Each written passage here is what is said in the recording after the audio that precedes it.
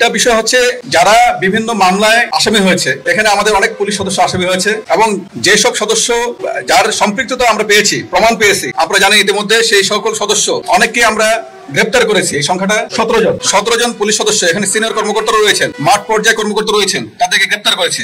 অনেক সদস্য আছে যারা মামলা আসামি হয়েছে এবং অনেকেই আছে যারা বিভিন্ন কারণে হয়তো এই কর্মস্থলে থাকছেন না, বা তারা আমাদের যে বিপ্লব, দ্বিতীয় বিপ্লব যেটাকে আমরা বলেছি, ছাত্র জনতার অভ্যুত্থানের মধ্যে যে বিপ্লব সংগঠিত হয়েছে, তারপরে অনেকেই যারা অ্যাক্সেস করেছে তারা কিন্তু নাই এবং সংখ্যাটা নিতান্তই অল্প। আপনারা জানেন যেটি আমরা একেবারে ইউনিট ওয়াইজ হিসাব করে দেখেছি, এটি সংখ্যা হচ্ছে মাত্র 187 জন। 2,14,000-15,000 সংখ্যক বাহিনীর সদস্য, মানে একটা বাহিনী, সেখানে 187 জন যে কোনো সময়ে যারা বিভিন্ন কারণে গরহাজির হতে পারে, নাম্বার 1। নাম্বার 2 হচ্ছে যারা গরহাজির সদস্য, ইতিমধ্যে তাদের যে ডিপার্টমেন্টের অ্যাকশন সেটা কিন্তু শুরু হয়েছে, তাদেরকে কৈফিয়ত তলব করা হয়েছে, তারা কেন গরহাজির, তাদেরকে হাজিরের জন্য নোটিশ করা হয়েছে এবং তারা যদি না আসে আমাদের ব্যবস্থা ক্লিয়ার, তাদেরকে চাকরিতে রাখার কোনো সুযোগ নাই। একটা হচ্ছে যারা স্বাধীনভাবে বিভিন্ন দেশীয় এবং আন্তর্জাতিক ইস্যু নিয়ে যারা তাদের মতামত তুলে ধরতে চায়, যেমন ইসরায়েলের বিরুদ্ধে আপনারা জানেন যে ফিলিস্তিনের উপর ইসরায়েলি আগ্রাসন, সেই প্রেক্ষিতে অনেকেই মিছিল মিটিং করছে, সেটি একটি পক্ষ আছে।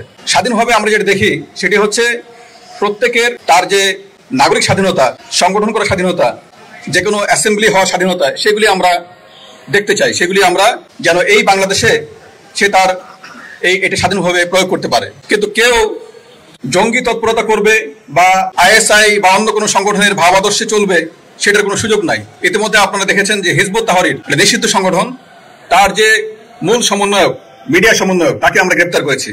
আমরা তথাকথিত পতাকা নিয়ে যারা হঠাৎ করে ঝটিকা মিছিল করেছে, সেই ধরনের 3 জনকে আমরা অ্যারেস্ট করেছি গত 2 দিন আগে। সুতরাং এই ধরনের কোনো সুযোগ নাই যে জঙ্গি তৎপরতা করবে। যারা নিষিদ্ধ সংগঠন, তাদেরকে আমাদের যে তৎপরতা সেটা কিন্তু অব্যাহত আছে।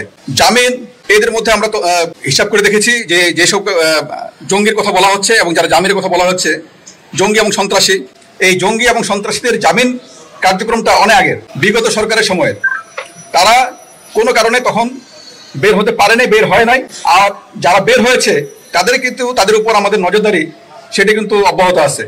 কেউ যদি আবারও কোনো সন্ত্রাসী কার্যক্রম জড়িত হয়ে পড়ে, কেউ যদি জঙ্গি কার্যক্রম জড়িত হয়, সেই ক্ষেত্রে তাদেরকে বিহাইন্ড দ্য বার্স থাকতে হবে, তাদেরকে বাইরে আসার সুযোগ নাই। না, একটা ঘটনার প্রেক্ষিতে আপনি জানেন যে ঘটনাটা আমরা ফেস করেছি সেটা তো আনপ্রেসিডেন্টেড।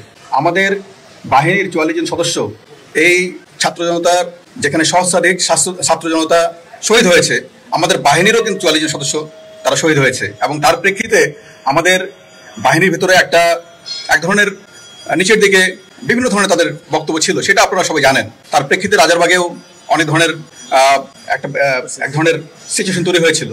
তার এই মনোবল ফিরিয়ে আনার বড় কাজ হচ্ছে পুরনো যারা কোনো একটা জায়গায় দীর্ঘদিন কাজ করেছে, নানা কারণে তারা ওই জায়গায় একটু কাজ করার ক্ষেত্রে কিছু বাধা বিপত্তি তৈরি হয়েছে, তাদেরকে অন্য জায়গায় সরিয়ে নতুন জনবল আমরা ওখানে দিয়েছি, এই কাজগুলি করেছি। ধন্যবাদ।